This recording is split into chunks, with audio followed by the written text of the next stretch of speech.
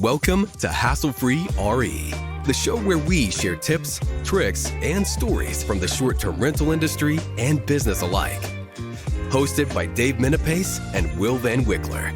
They'll help you navigate the exciting and ever-evolving world of short-term rentals. Whether you're a seasoned host or just starting out, they've got something just for you. In each episode, they'll bring you insider insights, expert advice, and real-life stories from hosts and industry professionals who have been through it all. They'll cover everything from maximizing your rental income and profits to creating unforgettable guest experiences and handling unexpected day-to-day challenges with ease. Are you ready to discover the secrets to running a successful short-term rental business without the hassle? Then let's get started. This is Hassle-Free RE.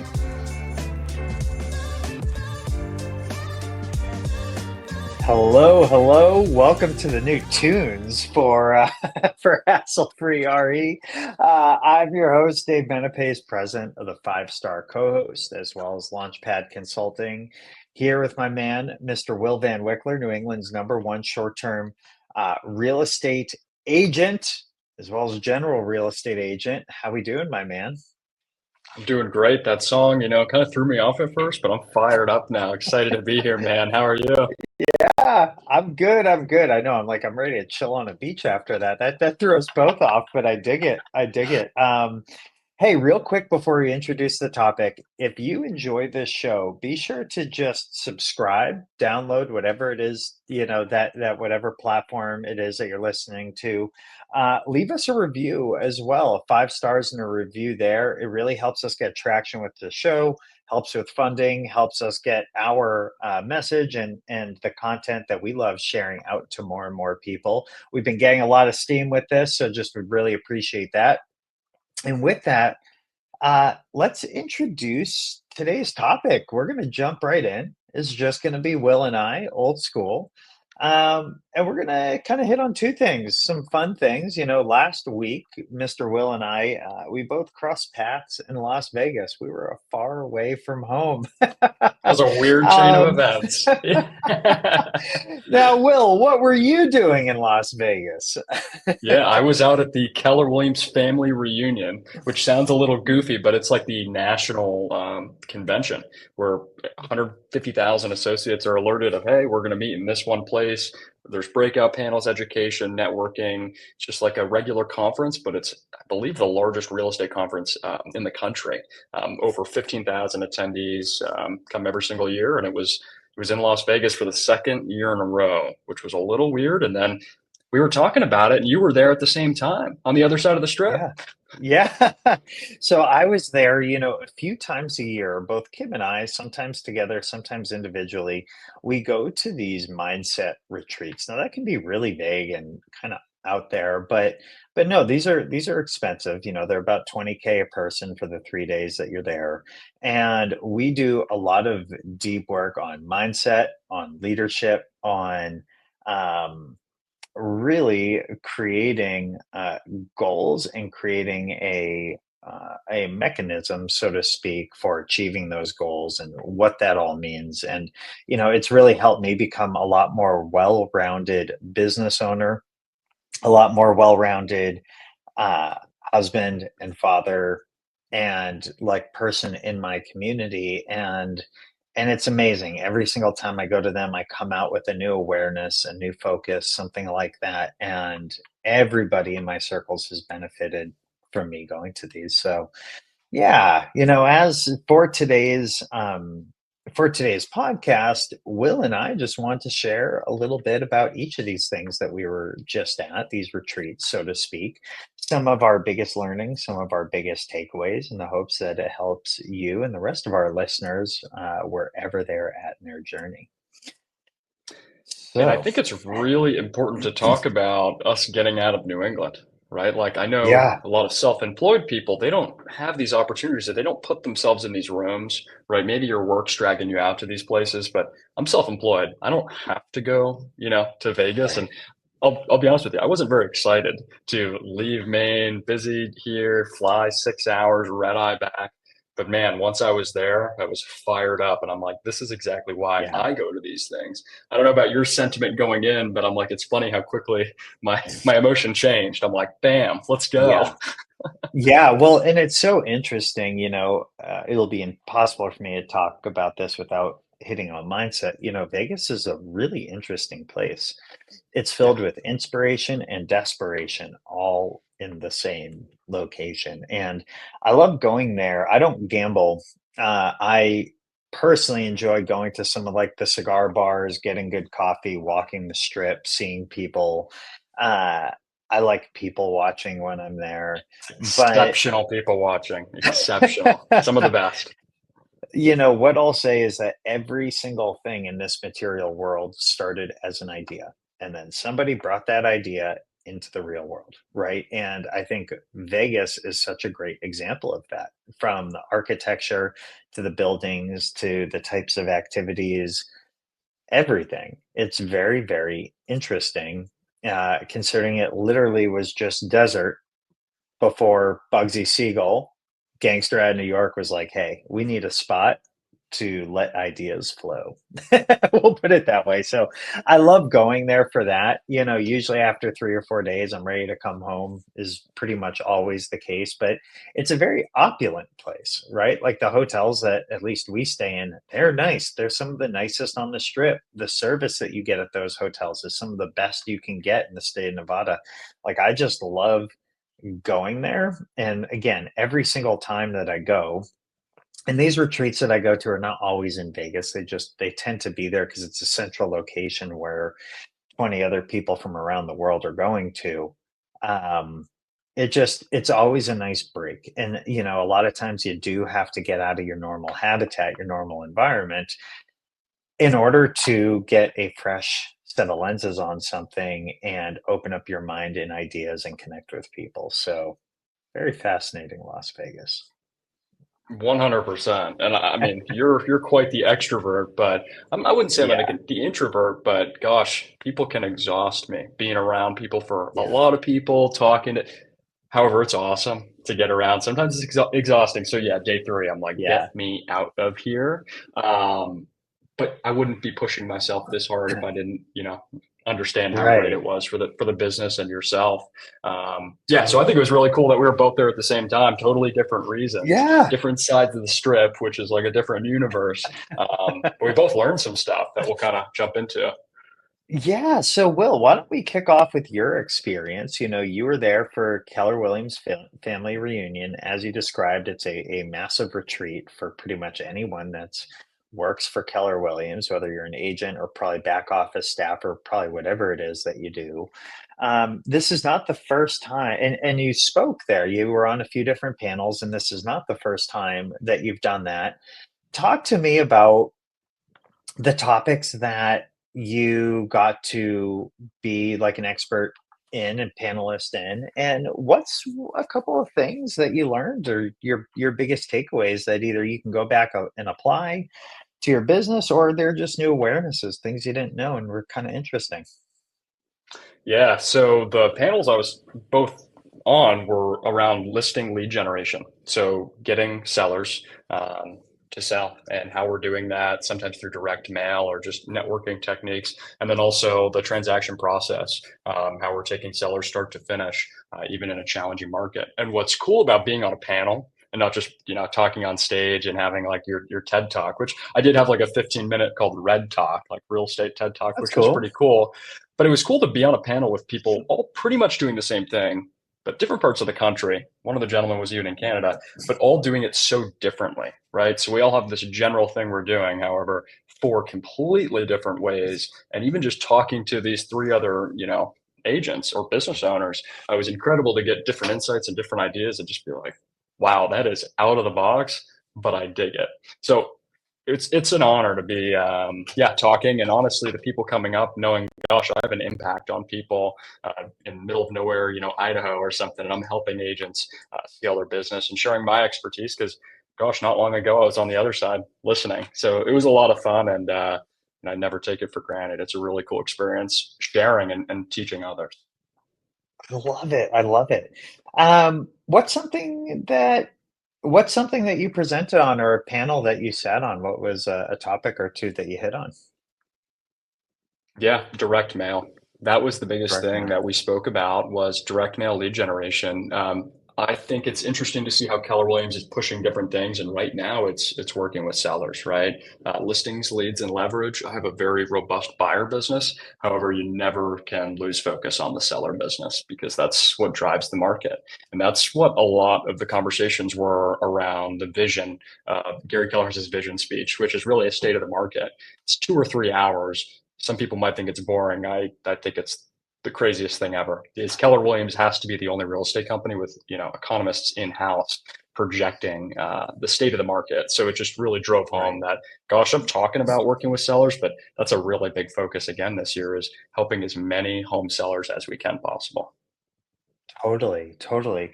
Now, talk to me about this. A retreat like that, it could probably be figured out to be remote. What's the power of actually 100%. being in person, though? What's the power of being in person, being in an environment like that? Yeah, a couple things, energy, connections, network, just building relationships with these people. It might sound like a foreign, thing of like, oh, your friends live out there. It's like some of the best connections I have are from agents I've met from all over the country that we can mastermind all year long and honestly push each other to be our best because, I'm in a pretty isolated market. We don't have a lot of big organizations or, really large teams. It's a small place. Same with, you're part of Massachusetts, right? It's not this large metropolitan area. So we can talk to people in different markets, larger markets, see what's going on in their world, see what they're crushing, and then take it home. Get great ideas, relationships, referrals too, which is really cool. And Yeah. just helps you grow as a person, I think. If you're just surrounded by your same circle all the time, it's really hard to grow, right? You need those fresh new ideas and perspectives that aren't going to come from, back home. Totally, totally. And this kind of neat big reunion, it's not something that every brokerage does. I mean, I think EXP sort of does it virtually. It's kind of odd. I've seen videos of it. I know Realty Executives does something like that once a year. I haven't attended. It's a much smaller scale. Realty Executives isn't nearly as big as Keller Williams. The other thing too is it's kind of cool. Like it gives you access to somebody like you know, Gary Keller and some of these other folks that, are really thought leaders in the industry. When otherwise, you're not going to be able to call that person. Let's be real. You're not going to get an email back from them necessarily. So, uh, being in person like that gives you access to people that you might not normally have. And, when you're in a space like this, hit the nail on the head. Being able to network gives you access to ideas being in out to dinner with somebody or having a coffee with somebody and having a discussion or conversation leads to new ideas and it's ideas that are going to help you push your business forward year after year after year. And what's really interesting too is because of the scale, right? It's not just a real estate brokerage, right? It's a technology and education company, right? That's the biggest thing behind Keller Williams is if there's any track you want, right? Is it leadership? Is it listings? Is it working with buyers? Is it social media? You can go on any different track you want and take back those ideas that you're just not going to be able to get online. And I think the energy has a lot to do with that of like, hey, Right. that person did 500 million last year, right? It's out of control. You're not going to be able to get that education anywhere else unless you leave your house. So it's Yeah. like whatever you're doing, step out of your comfort zone and go to something and be uncomfortable, right? I remember the first one I ever went to, I'm like, I don't know anybody, nobody knows me.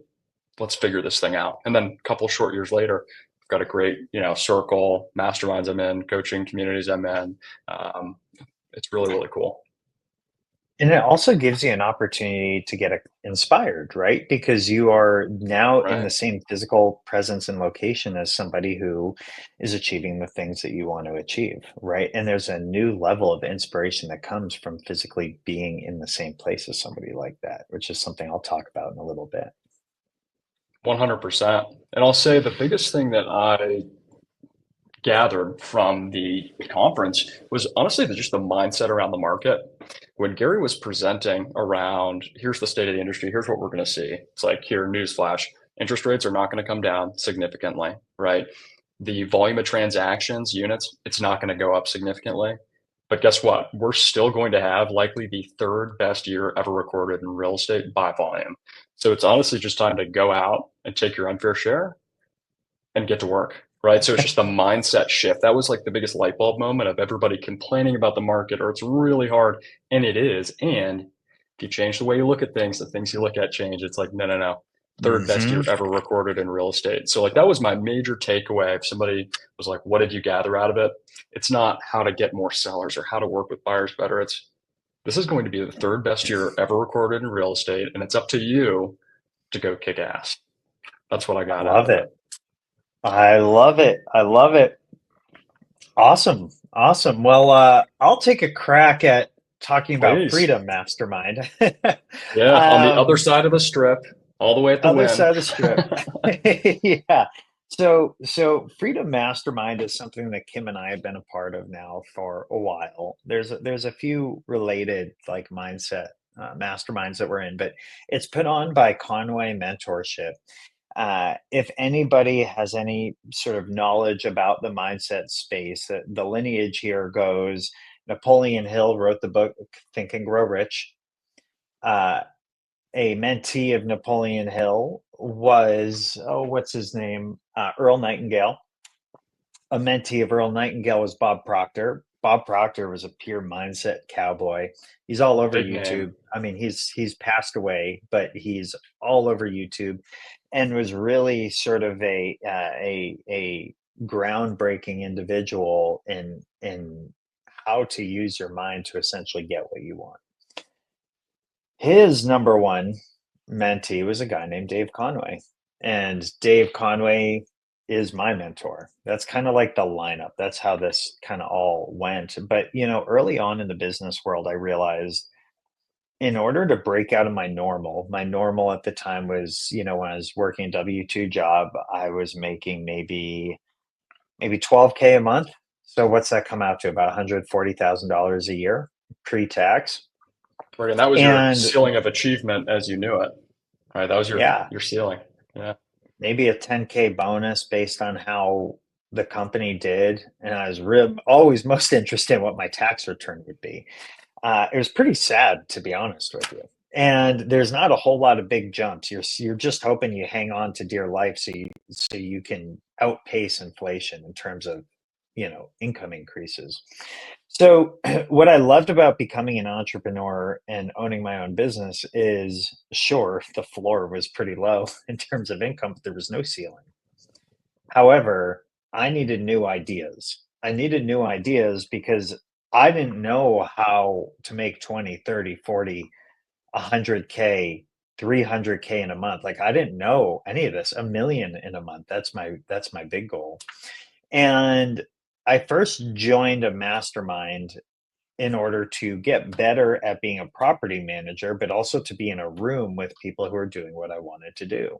I now coach in that mastermind. It's Short-Term Rental Secrets. And the individual who started that mastermind was always coaching mindset, like the topic of mindset, which is something I now coach in that mastermind. And long story short, he introduced me to his mentor, who is Dave Conway. And the reason that both my wife and I subscribed to working with Dave Conway years ago is my next goal on my journey was to make $1 million a month. It was to make $1 million a month and to donate $1,000 a day. Like that's like my life's mission. That is my goal until I achieve it and create a new goal. I needed to find a room where people already doing this existed. And what I learned was that very, very wealthy people, none of them got there alone. Almost every single one paid to be in an environment where they were amongst people achieving the things that they wanted to achieve. And as we're talking about with Keller Williams, you need to be in the same physical place, right? The way you change your habits, and habit is the root of the word habitat.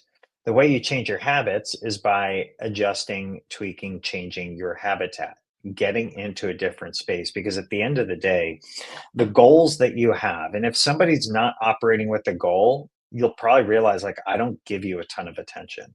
I just don't. I think it's like it's painful being around somebody who doesn't have a goal. And it does not have to be a money goal. It could be a health goal, it could be a relationship goal, it could be a goal of some kind. But people that have a goal are working towards something and it holds their focus.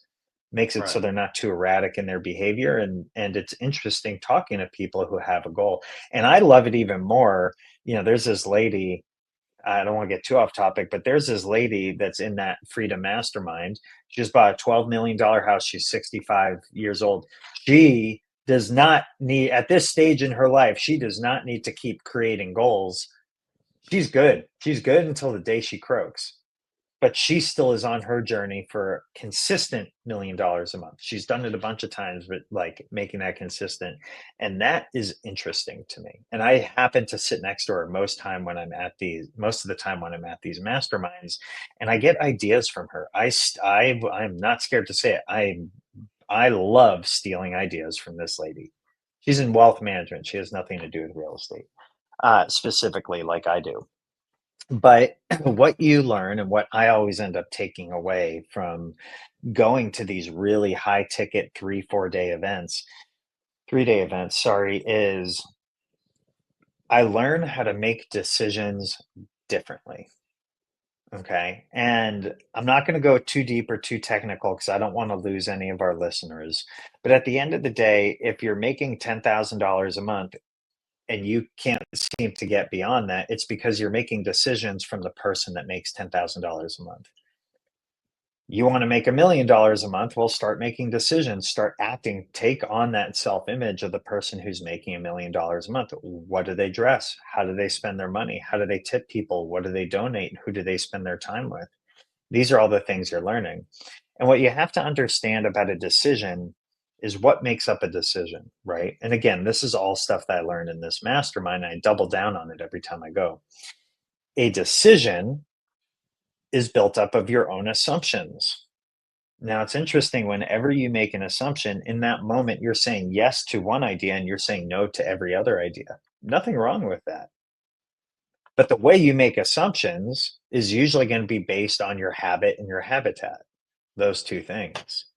So if you're making assumptions as somebody who grew up in the projects and still lives there, there's no way you're going to turn into an Elon Musk. There just isn't. And the interesting thing is, everybody has the capability to make just as much money as Elon Musk, Jeff Bezos, Gary Keller, you name it. There's nothing in this universe where if you get an idea, you can't achieve it. It all depends on your assumptions and your attitude towards that idea and if you actually want it. So now, what are your assumptions built up of, right? You have decision, you have assumption that goes into your decision making. Well, where do your assumptions come from? They come from your awarenesses, right? And something I learned early on is, there's nothing in this world that's a miracle. There's just gaps in your own awareness. Now, if we were to take that one step further, why aren't I making $1 million a month right now? It's simple. I'm not aware of how. All the things that I need to make $1 million a month are here, right? We didn't create the ability to text each other. We just became aware of how to do it, in the last 20 years. But all the things that were needed in order to do that, they were elements that were on this planet. We figured it out. We became more aware, and then we started texting each other or having a FaceTime or whatever. So I go to these masterminds to close the gap on my awarenesses so I can get closer to my goal, which is still to make $1 million a month and donate $1,000 a day. And the thing is, your current environment, your current habitat, your ideas, your goals, they're not going to fit, right? Like, your habits are not conducive to whatever your new big goal is. So you have to understand, you have to learn how to change your habits, how to decrease the space between your awarenesses so you can make assumptions that are more in alignment with the person who makes your goal, or the person that's as in shape as you want to be, whatever your goal is. It doesn't have to be money. I just like money because it's really, really easy to gauge how close you are to something. It's super easy to measure. Either you have it or you don't. And at the end of the day, anyone that's tight around money, just know they will not stop printing money. You do not have to be scared for a lack of money. I'll tell you that right now. So anyways, once those assumptions become stronger, your decision making becomes more in alignment with what you want. And the thing is, this process is the hardest thing in the world to say consistent in and persistent with. So I find that, yeah, I got to drop 15, 20K a few times a year so I can get inspired, so I can be around some of the wealthiest business owners in the world, and I can learn what they do. And the thing that I learned very early on is these really wealthy people will not step into a room if it's free. They just will not. Why? Well, they don't want to be around people that don't have nearly the same awarenesses as them. So paying 20, 50, 100K for a weekend retreat is a really great way to insulate yourself from people that don't get it. Now, a way to get it and a way to learn it is to drop money on something like that. And any investment I've ever made in personal development has 10x in the world of professional development. And it's my team, it's my business, it's my family, it's my customers that always benefit from it. So that's probably about as high level as I can keep it without taking somebody on a 4-hour journey of how to actually accomplish these things. But I think it's a good articulation of exactly why I go to these things, right? And it's never easy, right? The price point isn't supposed to be easy, because if it was easy, it wouldn't really require any faith in yourself to grow, to achieve a goal. But it has never failed me. The information that I learned there has never failed me. And it's something you can't learn in school. I don't know anyone that teaches it. There's no college university that teaches this stuff, but it's been a massive secret to success. And it's not even a secret, it's been a massive element of success. And again, it's my homeowners, it's the guests that stay in our home, it's my consulting clients, it's my mindset students, it's my business coaching students. Everyone benefits from that. So I love it. I'm smiling because it fires me up. And some people might be like, oh, it's out there, but I'm a big believer in we're all real estate investors, right? But it's invest in yourself. And I think that's like the yeah, moral of the story for this podcast. It's like, right, last week we both invested in ourselves. And that's yeah, honestly the highest ROI investment we can probably make, right? If you spend yeah, 20,000 to make 2 million, right? What kind of real estate investment could you do with the same return? Invest in yeah, yourself, really take it seriously, because the road to self-mastery is totally. possible. Just takes time and being in the right habitat. I love that so much. Yeah. That's amazing. What I'll leave everyone with too is like check yourself and see, am I a human being or am I a human doing? Right? A human Love doing that. operates throughout the day without thought. Maybe they're working at a company making somebody else rich. I'm not here to judge, but at the end of the day, you attract into your life whatever it is that you think about. You will never see me Right. have a bad day. I don't have perpetual bad thoughts throughout a day. I just don't. You attract what you think about. You are the sum. You are and you always will be what you think about, is what Earl Nightingale said. So pause and take like a gauge on your own thoughts and your own attitude towards things. And that's a really good way to kind of change the direction of how things are going in your life. And a great piece of free advice for everyone, especially if you're a I love business it. owner. There we have it. A week in Boom. Vegas. What happens in Vegas does not always stay in Vegas. Goes right on the internet. So, with that, again, if you enjoyed this show, if you enjoy listening to our other shows, be sure to hop on, leave us a 5-star review, subscribe. The other thing is, if you're interested in sponsoring any of our shows, I mean, we've had thousands and thousands of listeners at this point.